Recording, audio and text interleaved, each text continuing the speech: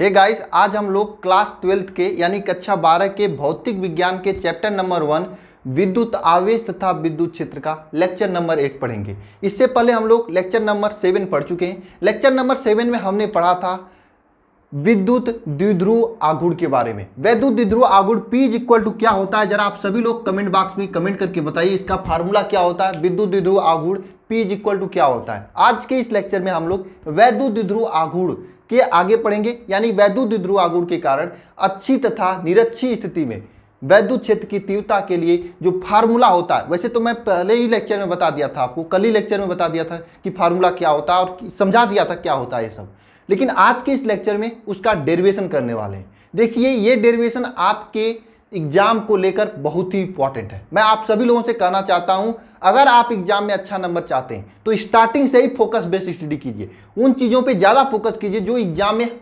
हमेशा आती हैं, 100% वाले क्वेश्चन होते हैं। ये जो मैं आज डेरिवेशन कराने वाला हूँ, ये डेरिवेशन और इसके बाद जो मैं डेरिवेशन कराऊंगा, दोनों डेरिवेशन फर्स्ट चैप्टर से 100% पूछी जाती हैं। अगर हमसे कोई पूछेगा सर फर्स्ट चैप्टर से कौन ज़्यादा पूछा जाता, तो मैं इन्हीं दोनों डेरिवेशन को बताऊंगा।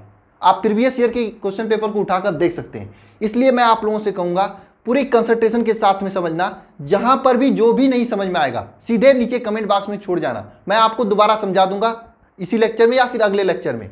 ठीक है, आपको परेशान नहीं होना है, पूरी कंसंट्रेशन के साथ में देखना है और सबसे बड़ी बात ध्यान के साथ में देखना है, चीजें समझने की कोशिश करना है, धैर्य रखना है। लास्ट तक धैर्य रखेंगे तो चीजें समझ में आएंगी। ठीक है, और इसे कई बार लिखकर प्रैक्टिस कर लेना अभी से, और टिक वगैरह मार लेना। ये जो क्वेश्चन है एग्जाम को लेकर बहुत ही इंपॉर्टेंट है। ठीक है, तो गाइस चलिए आज का ये लेक्चर स्टार्ट करते हैं। लेक्चर स्टार्ट करने से पहले जो नए स्टूडेंट है मैं सभी को बता दूं, हम प्रत्येक लेक्चर का सीट देता हूं, मतलब सीट का मतलब पीडीएफ देता हूं। पीडीएफ फॉर्म में मैं क्वेश्चन भी देता हूं, साथ में उसके ऊपर पूरा हैंड रिटेन नोट्स भी देता हूं। प्रत्येक लेक्चर का डेली मैं अपलोड कर देता हूं, टेलीग्राम चैनल में भी अपलोड कर देता हूं, टेलीग्राम ग्रुप में भी अपलोड कर देता हूं, व्हाट्सएप ग्रुप में भी अपलोड कर देता हूं। आप जहां पर भी हमसे कनेक्टेड हैं वहां से आप डाउनलोड कर सकते हैं। साथ में मैं आप सभी के लिए एक स्पेशल बैच चला रहा हूं जो कि एप्लीकेशन पे चल रहा है, लेकिन वो भी एकदम 100% फ्री है। ये जो क्लासेज होती है, ये क्लासेज यहां पर भी होती है, एप्लीकेशन पे भी होती है। अंतर इतना होता है, यूट्यूब पर आप क्लासेस देख सकते हैं आसानी से, कोई दिक्कत नहीं, लेकिन एप्लीकेशन पर चैप्टर के लास्ट में आप लोगों का टेस्ट होगा। अगर आप लोग भी एप्लीकेशन से ज्वाइन होना चाहते हैं तो अल्फा इंस्टीट्यूट के एप्लीकेशन को डाउनलोड कीजिए, और डाउनलोड करने के बाद उसमें बैचेज में जाइए। बैच में जाने के बाद वहां पर कोड डालिए ALPHA अल्फा 22PHY। वहां पर आपको सीरियल नंबर से वीडियोज मिल जाएंगे, डेली के लेक्चर्स मिल जाएंगे, साथ में डेली के पीडीएफ भी मिल जाएंगे। जैसे पूरी क्लासेज, ये पूरा चैप्टर कंप्लीट होगा, इसका असाइनमेंट और टेस्ट भी मैं अपने एप्लीकेशन पे ले लूंगा। साथ में जो भी स्टूडेंट एप्लीकेशन से जुड़े हुए हैं, यूट्यूब से क्लासेज देख रहे हैं, तो सभी लोग नीचे कमेंट बॉक्स में प्रेजेंट सर लिखना, ताकि मैं एप्लीकेशन पर आपका अटेंडेंस ले सकूं। एप्लीकेशन पर मैं आपको पूरा फील दे रहा हूं ऑफलाइन कोचिंग्स का। समझ गए आप लोग? जो नए स्टूडेंट है मैं उनको बता रहा हूं, हालांकि पुराने स्टूडेंट सभी चीजें जानते हैं। ठीक है, तो एप्लीकेशन पे मैं कोशिश कर रहा हूं ऑफलाइन कोचिंग का फील देने का, वो भी एकदम फ्री। अगर आपके अंदर जुनून और जज्बा है ना, तो आप 90% क्या 100% लाने की कोशिश कर सकते हैं, मेहनत कर सकते हैं। आपन मिलकर मेहनत करेंगे, 100% एग्जाम में अच्छा परसेंटेज आने वाला आप लोगों का। ठीक है, तो चलिए आज का ये क्लास स्टार्ट करते हैं। सभी लोग एप्लीकेशन को डाउनलोड करके ज्वाइन हो जाना बैच में। अल्फा ये कोड है आपका ALPHA, यहाँ पर ये है, और 22PHY ये कोड है। साथ में मैं बता दूं, अगर कोई प्रॉब्लम होती है ज्वाइन होने में ना, तो आप लोग करना क्या, 930 577 1375, मेरा ये फ्री में जो मैं मुहिम चला रहा हूं देश के देश के प्रत्येक छात्र के लिए, ताकि सभी लोग इस लॉकडाउन में पढ़ सके। तो इस फ्री में इस मुहिम में जारी रखने के लिए आप इस पे व्हाट्सएप कर देना या फिर टेलीग्राम कर देना, सर मैं ज्वाइन होना चाहता हूं, ज्वाइन नहीं हो पा रहा हूं। मेरी टीम आपसे कांटेक्ट करेगी, आपको बताएगी कैसे ज्वाइन होना है, आप हो जाएंगे ज्वाइन। ठीक है, चलिए क्लास को स्टार्ट करते हैं। कुछ नए स्टूडेंट होते हैं, उनको बताना जरूरी है, तो पुराने वाले इरिटेट मत होना। ठीक है, और सभी लोग नीचे कमेंट बॉक्स में प्रेजेंट सर लिखना जो डेली की क्लासेज ले रहे हैं। सभी लोग नीचे कमेंट बॉक्स में प्रेजेंट सर लिखना। चलिए हेडिंग करिए सभी लोग आज के इस क्लास का, कि अक्ष रेखा पर स्थित किसी बिंदु पर विद्युत क्षेत्र की तीव्रता। अक्ष रेखा पर स्थित किसी बिंदु पर विद्युत क्षेत्र की तीव्रता। आप सभी लोग हेडिंग कर लेना, साथ में ये कमेंट बॉक्स में कमेंट करके बताना। मैं लास्ट लेक्चर में आप लोगों को बताया था अक्ष रेखा पर स्थित किसी बिंदु पर विद्युत क्षेत्र की तीव्रता का फार्मूला क्या होता है, जरा बताइए कमेंट बॉक्स में कमेंट करके सभी लोग जो देखे थे लास्ट लेक्चर। चलिए मैं बता देता हूं, मैंने क्या बताया था लास्ट लेक्चर में। मैंने आप लोगों को बताया था कि अगर कोई भी वैद्युत द्विध्रुव होता है, वैसे आपको बताने की जरूरत नहीं ना वैद्युत द्विध्रुव क्या होता है, चलिए बता देता हूं। मैंने कल आपको बताया था कि दो आवेश प्लस क्यू और माइनस क्यू समान परिणाम के तथा विपरीत आवेश अगर थोड़े से दूरी मतलब अल्प दूरी पर रखे जाए, दो आवेश समान परिणाम के तथा विपरीत आवेश के अल्प दूरी पर रखे जाए। जैसे मान लीजिए ये दो आवेश हैं, समान परिणाम है, दोनों का परिणाम समान है, यह 1 कूलाम है तो यह भी 1 कूलाम होगा, यदि 2 कूलाम है तो यह भी 2 कूलाम होगा। समान आवेश तथा विपरीत आवेश के, मतलब ये प्लस है तो ये माइनस होगा। अगर अल्प दूरी पर रखें जहाँ तो क्या होता है, मान लीजिए 2D इसका अल्प दूरी है, तो क्या होता है इन आवेश का परिणाम Q और इनके बीच की दूरी 2D के गुणनफल को कहते हैं, क्या कहते हैं इसके गुणनफल को, वैद्युत द्विध्रुव आघूर्ण। इसके गुणनफल को क्या कहते हैं, वैद्युत द्विध्रुव आघूर्ण। समझ गए सभी लोग समझ गए ना, इस पॉइंट को लिखे रहना, ठीक है। इसको हम लोग पी से प्रदर्शित करते हैं और यह एक अदिश राशि होती है, इसका मात्रक कूलाम प्रति मीटर होता है, डिवाई भी इसका मात्रक होता है। ये सभी चीजें मैं पिछले लेक्चर में आप लोगों को समझाया था, ठीक है। इस लेक्चर में हम लोग आते हैं, ठीक है। चलिए इसको हम रब करते हैं। इसमें हमें क्या निकालना है कि अच्छी स्थिति में विद्युत द्विध्रुव आघूर्ण निकालना है। हम लोग मान लेते हैं कोई यह आपका एक वैद्युत द्विध्रुव आघूर्ण है, ठीक है, जहां पर दो आवेश रखे गए हैं। यह आपका वैद्युत द्विध्रुव आघूर्ण है, यहां पर दो आवेश रखे गए, एक पॉइंट पर, एक बी पॉइंट पर। ए पॉइंट पर माइनस क्यू आवेश रखा गया है, बी पॉइंट पर प्लस क्यू आवेश रखा गया है। इस वैद्युत द्विध्रुव से आर दूरी पर स्थित, इसके केंद्र से आर दूरी पर स्थित, यानी यहां से आर दूरी पर स्थित एक पॉइंट पी है, इस पॉइंट पी पर आपको ज्ञात करना है वैद्युत क्षेत्र की तीव्रता। इस पॉइंट पी पर क्या ज्ञात करना है, वैद्युत क्षेत्र की तीव्रता ई ज्ञात करना है, यही ज्ञात करना है। इसी का हम लोग डेरिवेशन करने वाले हैं। धैर्य रखना, लास्ट तक देखना, समझ में आएगा सभी को। मैं मानता हूं ये कठिन है थोड़ा सा, क्योंकि आप क्लास 12 का पहला डेरिवेशन में आ रहे हो, इसलिए थोड़ा प्रॉब्लम होगी, लेकिन आगे आपको चीजें इजी लगेंगी, ठीक है। जब पहली बार कोई चीज होती है ना, समस्या आती है, समस्या से अगर भाग गए तो कुछ नहीं मिलेगा, समस्या के साथ जूझे, लड़े तो समझ में आएगा, ठीक है। ध्यान देना, ये आपका वैद्युत द्विध्रुव मतलब है। इसमें देखिए ए पॉइंट बी पॉइंट, ए पॉइंट पर हम लोग रखे क्या है, एक मिनट इसको हम थोड़ा रब कर देते हैं इससे, ठीक है। यहां से देखिए पॉइंट पी, ये पॉइंट बी है, ये पॉइंट ए पॉइंट पर हम लोग माइनस क्यू आवेश, बी पॉइंट पर हम लोग प्लस क्यू आवेश रखे हैं। सभी लोग ध्यानपूर्वक समझना, ए पॉइंट पर हम लोग माइनस क्यू आवेश, बी पॉइंट पर प्लस क्यू आवेश रखे हैं। तो इन दोनों आवेशों के कारण एक पॉइंट पी है जो कि इसके केंद्र ओ है, यह केंद्र क्या है, ओ से आर दूरी पर स्थित है। इस पॉइंट पी पर आपको ज्ञात करना है विद्युत क्षेत्र की तीव्रता। क्या ज्ञात करना है, विद्युत क्षेत्र की तीव्रता। इसकी जो बीच की दूरी है, यह बीच की दूरी हम मान लेते हैं 2D है, ठीक है। इसके बीच की दूरी 2D मान लेते हैं। आइए ध्यान देते हैं, सभी लोग ध्यान देंगे समझ में आएगा, परेशान मत होना सभी लोग। देखिए यहां पर आपको विद्युत क्षेत्र की तीव्रता ज्ञात करनी है, यहां पर आपको क्या ज्ञात करनी है, वैद्युत क्षेत्र की तीव्रता ज्ञात करनी। कैसे ज्ञात करें, किसी को कुछ आइडिया है? नहीं आइडिया है, मैं बता रहा हूं। मैं पिछले लेक्चर में बताया था, सभी लोग पहले एक बार कमेंट करेंगे, सभी लोग कमेंट करेंगे। मैं पिछले लेक्चर में बताया था कि कोई भी प्लस क्यू आवेश होता है, कोई भी प्लस क्यू आवेश होता है और कोई माइनस क्यू आवेश होता है। मैं कह रहा हूं लेक्चर उठाकर देख लेना, जिसमें मैं वैद्युत क्षेत्र की तीव्रता के बारे में बताया था। आप लोग, मुझे नहीं मालूम कि आप लोगों ने ध्यान दिया या नहीं दिया। वहां पे मैंने बताया था एक पॉइंट कि किसी भी प्लस क्यू आवेश या माइनस क्यू आवेश के कारण वैद्युत क्षेत्र की तीव्रता किधर होती है। अगर मैं यहाँ पे प्लस क्यू आवेश रखेंगे तो वैद्युत क्षेत्र की तीव्रता प्लस की ओर आएगी या प्लस से दूर जाएगी। मैंने आपसे पूछा हूं मैं आपसे। कमेंट बॉक्स में कमेंट करना सभी लोग, जिनको आ रहा है, जिनको नहीं आ रहा है ध्यानपूर्वक समझना। देखिए अगर कोई प्लस क्यू आवेश है तो इसके कारण विद्युत क्षेत्र की तीव्रता इस प्लस क्यू आवेश से दूर होगी, ठीक है, दूर होगी। मैंने कल वहां पर भी ऐसा ही फिगर बनाकर बताया था। कल भी मैंने बताया था। चीजें आपको रिपीट कर करके समझाने की कोशिश होती है ताकि समझ में आए, ठीक है। एक माइनस क्यू आवेश रखा, इसके कारण विद्युत क्षेत्र की तीव्रता इस भैया साहब आपकी खोपड़ी में घुस रही है या नहीं घुस रही है, बताइए जरा। घुस रहा है ना। माइनस क्यू आवेश के कारण विद्युत क्षेत्र की तीव्रता माइनस की ओर होती है। खोपड़ी में घुसा, सबके दिमागवा में घुसा कि नहीं घुसा होगा, ठीक है। आइए देखते हैं। तो ये देखिए माइनस क्यू आवेश है, सर, तो इसके कारण विद्युत क्षेत्र की तीव्रता पी पर किस साइड होगी? मैं मानता हूं इस माइनस क्यू आवेश के कारण विद्युत क्षेत्र की तीव्रता पी पर इस माइनस की ओर ही होगी। क्यों होगी? इस माइनस की ओर ही होगी, क्योंकि मैंने देखा अगर कोई माइनस क्यू आवेश रखा होता है तो इसी साइड आता है, तो इस माइनस की ओर है। देखिए अगर नहीं समझ में आ रहा तो परेशान मत होना, अभी मैं लिखूंगा तो समझ में आएगा। मैं अभी वर्बली सुना रहा हूं, समझा रहा हूं, ताकि लिखने पर आपको 100% समझ में आ जाए, ठीक है। ये माइनस क्यू आवेश है, इस माइनस क्यू आवेश के कारण विद्युत क्षेत्र की तीव्रता जो कि मैं मानता हूं E1 है, जो कि P से इस साइड है, P से इस साइड है, माइनस की तरफ है।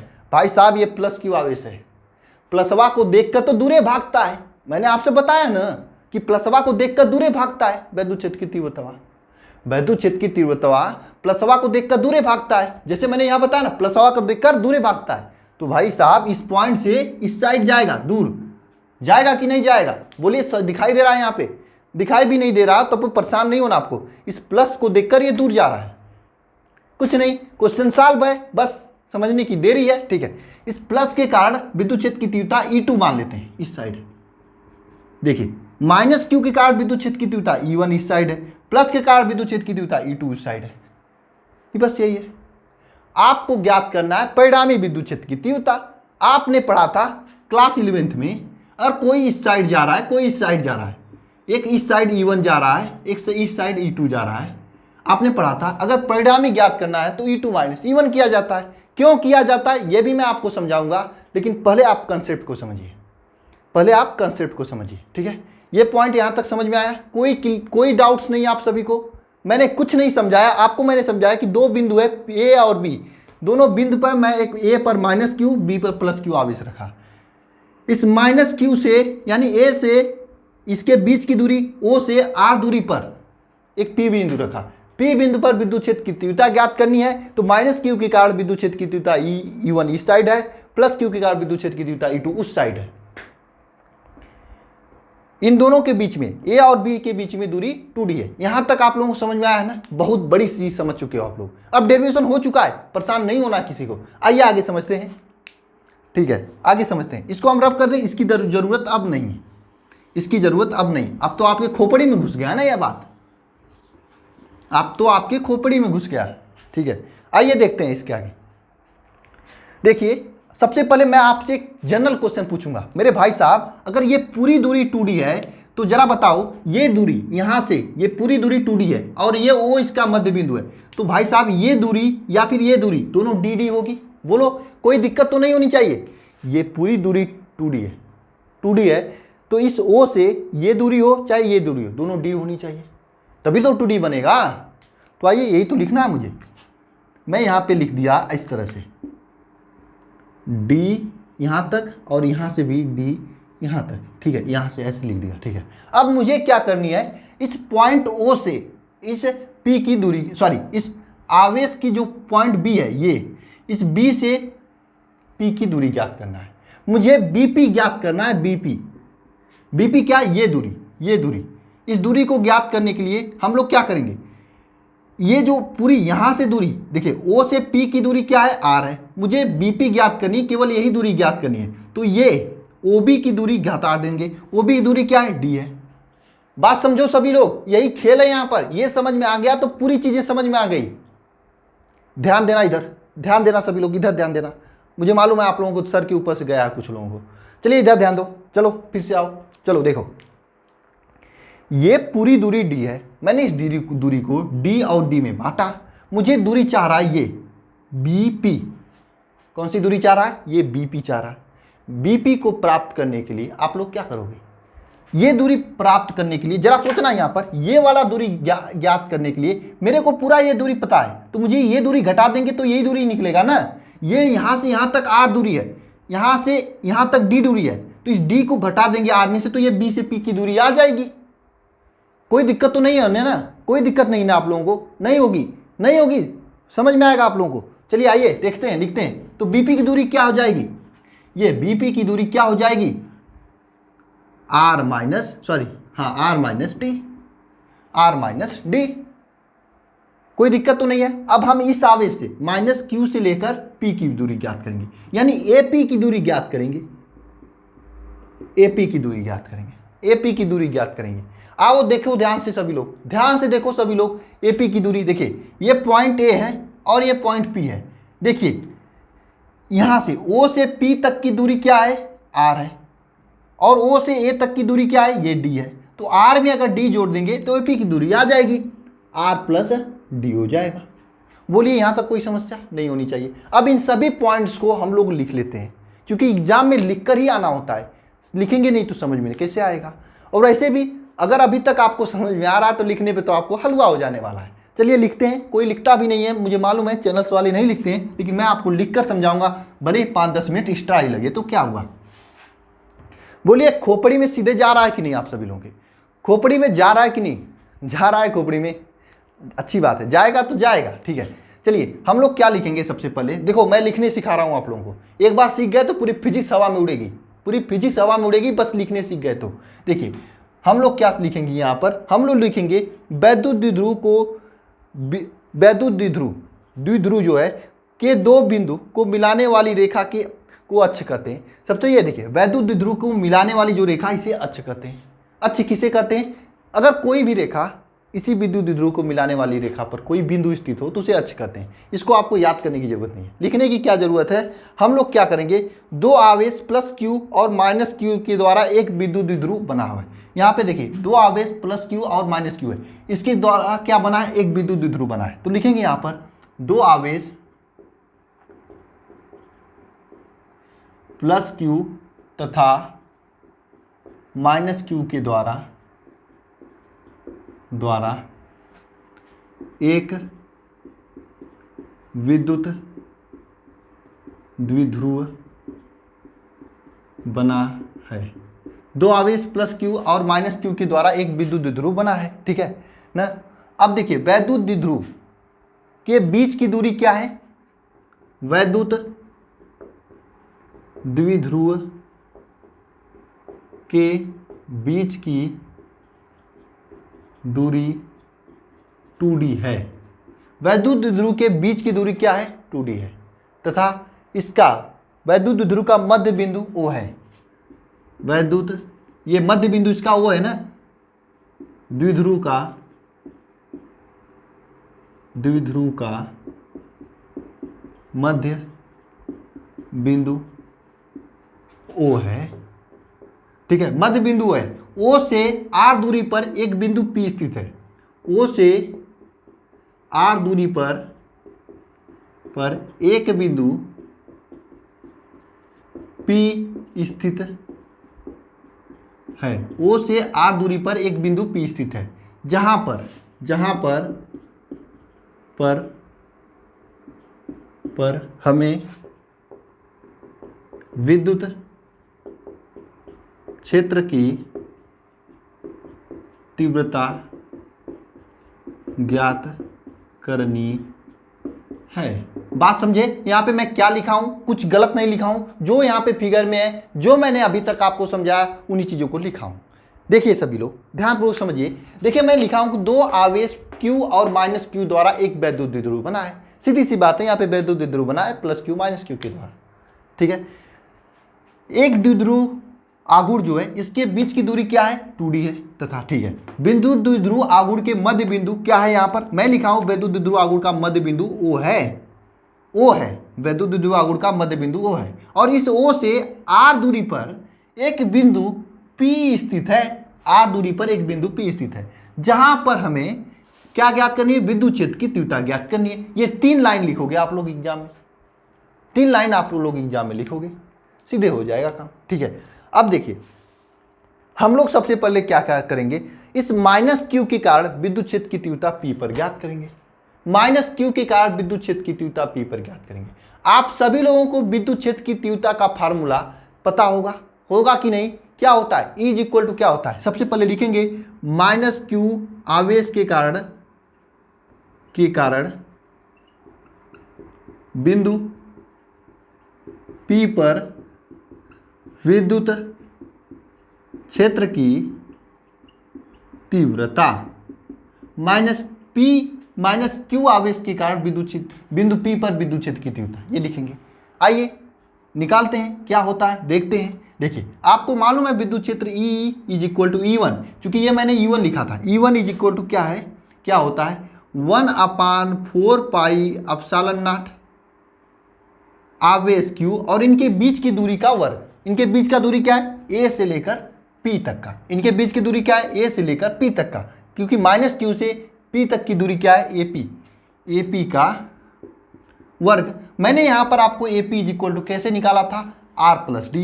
यहां पे लिखेंगे चूंकि AP is equal to R plus D.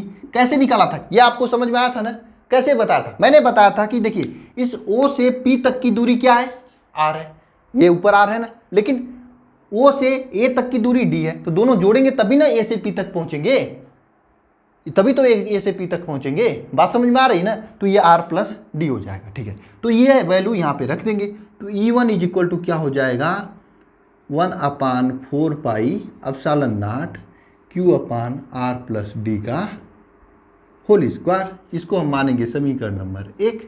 इसी तरह से हम लोग क्या करने वाले हैं, अब इस प्लस Q के कारण P बिंदु पर विद्युत क्षेत्र की तीव्रता ज्ञात करेंगे। ठीक है, लिखेंगे यहाँ पे प्लस Q के कारण P बिंदु पर विद्युत क्षेत्र की तीव्रता। आप सभी लोग एप्लीकेशन को डाउनलोड कर लीजिए, वहां पर आप लोगों को टेस्ट जब लिया जाएगा ना, तो टेस्ट से आप लोगों की तैयारी और हो जाएगी, प्लस हो जाएगी। और जिन्होंने एप्लीकेशन को डाउनलोड किया है सभी लोग नीचे कमेंट बॉक्स में प्रेजेंट सर सभी क्लास में लिखेंगे, तभी मैं एप्लीकेशन पर जब आप लोगों का अटेंडेंस लगाएंगे तो आपके यहाँ मैसेज भी जाएगा। ठीक है, बहुत ही अलग कोशिश किया हूँ आप सभी को, ये सभी चीज़ें एकदम फ्री में देने की। सपोर्ट करना मेरा सभी लोग, बस सपोर्ट करना। चलिए आगे करते हैं। देखिए माइनस क्यू की प्लस क्यू के कारण विद्युत क्षेत्र की तीव्रता कारण P बिंदु पर विद्युत क्षेत्र की तीव्रता, आइए ज्ञात करते हैं। अब देखिए इस प्लस वाले के कारण P बिंदु पर विद्युत क्षेत्र की तीव्रता ज्ञात करनी, तो इस बिंदु B से P की दूरी लिखनी होगी। तो क्या होगा यहाँ पर देखना, E2 is equal to 1/4 pi epsilon naught Q/BP का स्क्वायर, यही होगा ना, यही होगा ना। अब आप लोग जानते हो चूंकि BP इज इक्वल टू क्या है R माइनस डी, यही है ना। चूंकि देखो ये पूरी दूरी O से लेकर P तक की दूरी आपकी R है, तो ये आपको चाहिए B से P तक की दूरी, तो B से P तक की दूरी क्या होगी, D होगी। तो आपको ये B से P तक की दूरी ज्ञात करने के लिए ये O से B की दूरी घटानी होगी, तो ये O से B की दूरी D है, तो R में से D घटा देंगे तो ये B से P तक की बचेगी। तो इसी को हम लोग लिखेंगे यहाँ पर 1/4 pi epsilon not Q/R minus D का होल स्क्वायर। इसको मानेंगे समीकरण नंबर 2। ये समीकरण नंबर 1 और 2 समझ में आया आप लोगों को, समझ में आया। ठीक है, अब जरा बताइए इसमें E1 अधिक है या E2 अधिक है, जरा बताइए। अगर आपके सामने R प्लस डी, मतलब मान लीजिए आपका R 3 है और D 4 है, तो अगर 1/3 + 4 हो और 1/, इसको मान लीजिए, इसको 4 मानिए, इसको 3 मानिए, बात को समझिएगा। तो 1/4 + 3 है और 1/4 - 3 है, ऐसा कोई है आपके पास, तो जरा बताइए कौन आपके सामने बड़ा होगा, ये वाला बड़ा होगा, माइनस वाला बड़ा होगा ना। क्यों बड़ा होगा, क्योंकि देखिए इसको जब घटाओगे तो 1/7 होगा, ये 1/1 होगा, ये 1 है, ये 1/7 है, तो 1 वाला बड़ा होगा। तो यहां पर भी आपका माइनस वाला बड़ा है, तो इसलिए मैं E2 - E1 करेंगे। ठीक है, तो परिणामी विद्युत क्षेत्र की तीव्रता यहां पर लिखेंगे हम लोग। एक मिनट, इससे मिट नहीं रहा है, पानी लग गया। ठीक है, ठीक है, चलिए यहां पर लिखेंगे परिणामी विद्युत क्षेत्र की तीव्रता, परिणामी विद्युत क्षेत्र की तीव्रता क्या होगी, is equal to E2 minus E1, is equal to E2 minus E1। यहाँ पर E2 क्या है भाई साहब, E2 क्या है, E2 ये है, और E1 क्या है, ये है। तो E2 क्या है, यहाँ पर इज इक्वल टू करेंगे, E2 जो है क्या है 1/4 pi epsilon not Q upon R minus D, ये E हो गया, इसका वर्ग हो गया, ठीक है। इधर माइनस करेंगे 1/4 pi epsilon not Q upon R plus D, ये है इसका वर्ग, ठीक है। अब देखिए यहाँ से 1/4 पाई एप्सिलॉन नॉट Q यहाँ पर भी है, 1/4 पाई एप्सिलॉन नॉट Q यहाँ पर भी, तो दोनों में से कॉमन करेंगे तो ये हो जाएगा यहाँ E is equal to Q upon 4 pi epsilon naught, ये हो जाएगा, बाहर निकलेगा, बचेगा अंदर क्या R माइनस डी का उसका, और यहाँ पर बचेगा R प्लस डी का होल स्क्वायर, ये बचेगा नहीं, इसके अलावा कुछ तो नहीं बचने वाला है, ठीक है। अब हम लोग क्या करेंगे, यहाँ पे पॉइंट को समझना, सभी लोग यहाँ पे पॉइंट को समझना।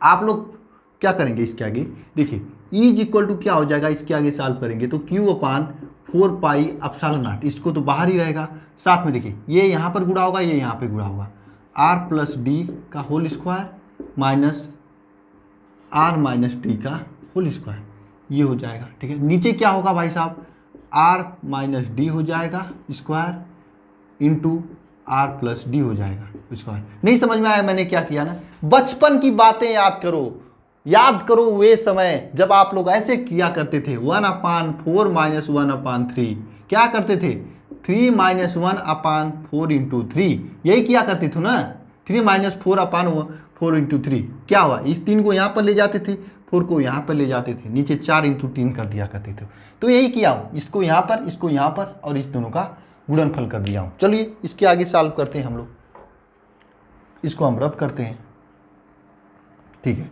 अब आप लोग जानते हो, क्या जानते हो भाई साहब, आप जानते हो कि इसको हम क्या करते हैं, हम लोग क्या करते हैं इसको, देखिए यहाँ पर पूरा भर चुका है, आप लोग यहाँ तक सब कुछ समझ चुके हैं, तो हम इसको क्या मिटा दें आप लोगों को, चलिए ठीक है ऐसे ही जाने देते हैं। आप लोग जानते थे कि a प्लस बी का होल स्क्वायर क्या होता है, a square plus B square plus 2ab, ये होता है ना। तो यहाँ पर देखिए r प्लस डी है, तो यहाँ पर होल स्क्वायर लिखेंगे। आप जानते हैं कि a माइनस बी का होल स्क्वायर क्या होता है, a square plus B square minus 2ab, ये होता है a माइनस बी का होल स्क्वायर। तो यहाँ पर दोनों का होल स्क्वायर लिखेंगे, ठीक है, लिखेंगे ना। और आप ये भी जानते हो a माइनस बी और a plus B is equal to क्या होता है, a square minus B square, ये भी आप लोग जानते हो, a square minus B square, ठीक है, ये जानते हो कि नहीं जानते हो, जानते हो ना।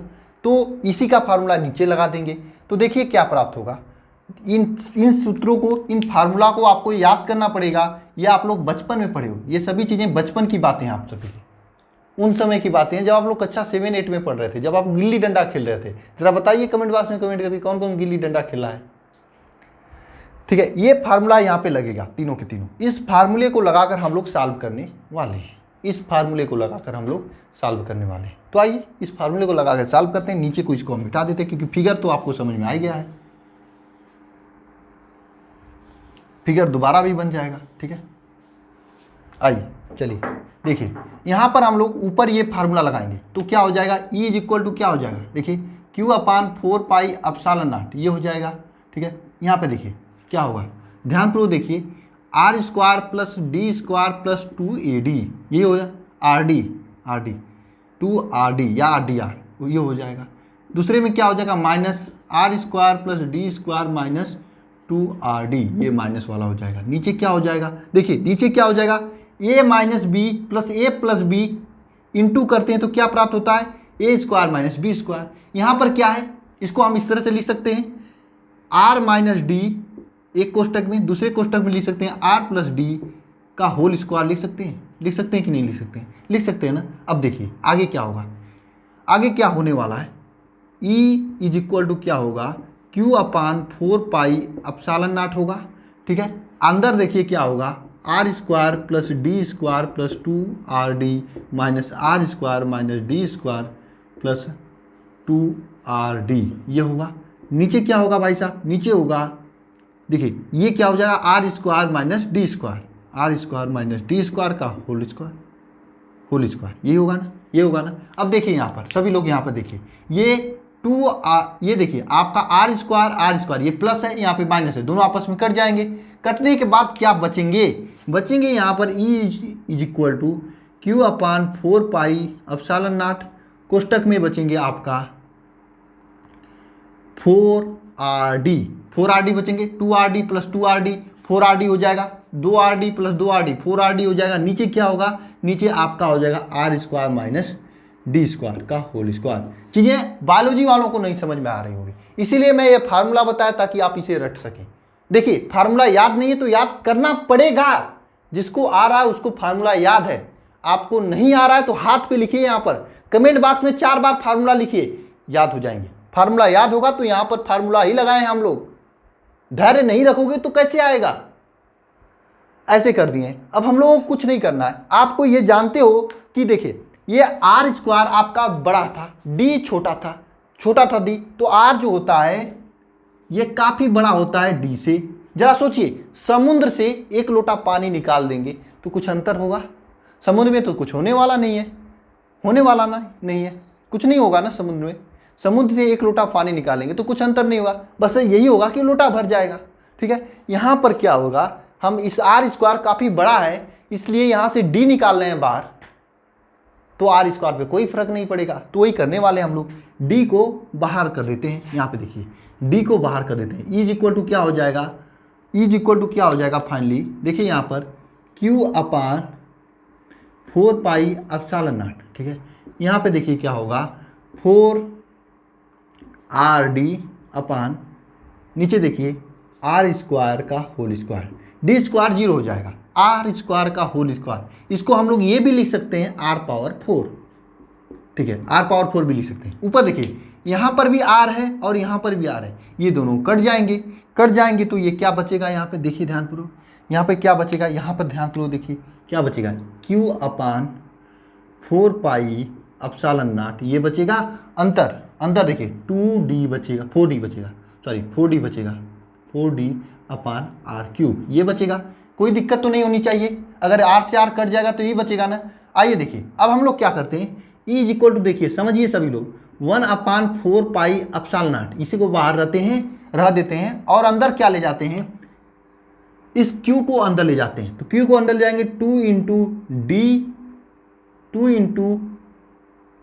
क्यू इंटू 2D करते हैं, क्यू इंटू 2D करते हैं, 2 को बाहर करते हैं, क्यू इंटू 2D करते हैं, नीचे आपका आर क्यू भी रहने देते हैं। ठीक है, इस 4D को 2 इंटू 2D करेंगे, जब अंदर गुणा करेंगे तो 4D हो ही जाएगा ना, और क्यू बाहर से अंदर चला गया। ठीक है, अब देखिए आपको मैंने स्टार्टिंग में ही बताया था फार्मूला लिखने के लिए, P इज इक्वल टू क्या होता है, P इज इक्वल टू होता है Q इंटू 2D। मैंने ये फार्मूला बताया था ना, इसी फार्मूला को प्राप्त करेंगे हम लोग, तो यहाँ पर लिखेंगे 1/4 pi epsilon naught 2P upon R cube, यही बचेगा ना, 2P अपान आर क्यूब, और ये इक्वल टू होगा ई के, और यही हमें प्रूव करना था। ठीक है, बोलिए समझ में आया, कोई दिक्कत तो नहीं है, कोई प्रॉब्लम तो नहीं है, पूरी चीज़ें आपके सामने क्रिस्टल एंड क्लियर लिखी हुई हैं। मैंने आपको पूरी तरीके से फिगर बनाया और पॉइंट टू पॉइंट समझाने की कोशिश किया हूँ, पॉइंट टू पॉइंट। आप सभी लोग PDF को डाउनलोड कर लेना, यानी सीट को डाउनलोड कर लेना, कोशिश करना लगाने की, इस क्वेश्चन को कोशिश करना लगाने की। ठीक है, डेरिवेशन को समझने की कोशिश करना, और मैं सीट में एक न्यूमेरिकल दिया हूँ, उस न्यूमेरिकल को भी लगाने की कोशिश करना, वैसे सोल्यूशन भी दिया गया है उसमें। वैसे न्यूमेरिकल मैं इसलिए दे दिया ताकि ये फार्मूला आपको याद रहे, थोड़ा फार्मूला का एप्लीकेशन समझ में आ जाए। फिर भी अगर न्यूमेरिकल्स आपको नहीं आते हैं तो कमेंट बॉक्स में कमेंट कर देना, मैं उसे करा दूंगा। सोल्यूशन वहाँ पे दिया हुआ है, न्यूमेरिकल्स भी दिया हूँ, सोल्यूशन भी दिया हूँ, देखोगे आप लोग। एक मिनट दिखा रहे हैं आपको, देखिए सीट को डाउनलोड कर लेने दीजिए, 1 मिनट।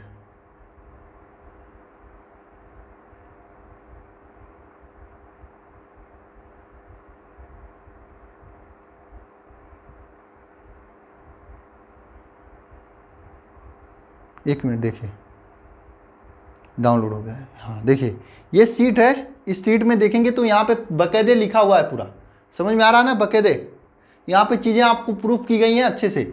और यहाँ पे देखिए ये न्यूमेरिकल्स है आपके सामने, लास्ट में ये न्यूमेरिकल्स है, और नीचे देखिए मैं क्वेश्चन भी प्रैक्टिस के लिए दिया हूँ, क्वेश्चन भी प्रैक्टिस कर लेना सभी लोग, खूब सारे क्वेश्चन हैं आप सभी के लिए, पहले इसे कर लेना तब बुक वगैरह लगाना कोई, ठीक है। और ये पॉइंट्स जहाँ पर नहीं समझ में आई हैं आप एक बार प्लीज़, मैंने बहुत ही आराम से एक एक पॉइंट को समझाने की कोशिश किया हूँ, प्लीज़ एक बार वीडियो को रिपीट करके देखना। जो भी पॉइंट्स नहीं समझ में आए तो मेरे व्हाट्सएप नंबर, व्हाट्सएप नहीं टेलीग्राम नंबर है, उस पर कॉल करके हमसे पूछ लेना, कॉल करके हमसे पूछ लेना। व्हाट्सएप पे कॉल करोगे तो कोई और रिसीव करेगा, ठीक है, लेकिन मैं टेलीग्राम पर रिसीव करता हूँ, तो टेलीग्राम पर कॉल करिएगा। सर मुझे ये पॉइंट नहीं समझ में आया, आपने कैसे कर दिया, तो मुझे पूछ लेना। हाँ, पूछने से पहले एक मैसेज डाल देना कि सर कल के लेक्चर में मुझे कुछ डाउट्स हैं, ये मैसेज कर देना। सर मैं कब आपको कॉल करूं, तो मैं आपको टाइम लिख दूंगा कि आप इतने बजे कॉल करिए, तो आप मुझे कॉल करिएगा, मैं आपको बता दूंगा, ठीक है। परेशान नहीं होनी है, किसी को परेशान नहीं होना है, और किसी भी बैच वगैरह के चक्कर में मत जाना, किसी भी बैच के चक्कर में मत जाना। जो पैसे ले रहे हैं उनसे दूर रहना। पैसे लेकर कोई क्या पढ़ा सकता है आपको जो मैं नहीं पढ़ा रहा हूँ? कौन आपको पीडीएफ दे सकता है? तो मैं पीडीएफ आपको फ्री में दे रहा हूँ, सीटी दे रहा हूँ, क्वेश्चन दे रहा हूँ, क्लासेस दे रहा हूँ। क्या कमी है मेरे आपके पास यहाँ? हाँ, कुछ कमी है कि आपको सभी सब्जेक्ट्स नहीं मिल रहे हैं, सभी सब्जेक्ट्स भी मिलेंगे। केमिस्ट्री मैं पढ़ाऊंगा, मैथ कोई और सर पढ़ाएंगे, इंग्लिश कोई और सर पढ़ाएंगे, बायोलॉजी के लिए और सर हैं, सर क्या मैम है, ठीक है। देखता हूँ जल्दी क्लासेस लगेंगी, थोड़ा सा तबीयत की इशू है सबकी, ठीक है। तो चलते हैं नेक्स्ट क्लास में, ठीक है। नेक्स्ट क्लास क्या, अगले लेक्चर में मिलेंगे। आप सभी लोग ऐप को डाउनलोड करके वहाँ पे बैच में ज्वाइन हो जाना, और पुराने स्टूडेंट जो डेली क्लास देख रहे हैं सभी लोग नीचे कमेंट बॉक्स में कमेंट जरूर करना प्रेजेंट सर, तभी मैं ऐप पर आपका अटेंडेंस लगाऊंगा। ऐप पर अटेंडेंस लगाना जरूरी है, इसलिए मैं आप लोग नीचे प्रेजेंट सर लिखेंगे तो भी मैं ऐप पर अटेंडेंस लगाऊंगा। बात समझ में आ रही है आप लोगों को? ठीक है, मिलते हैं नेक्स्ट लेक्चर में, धन्यवाद।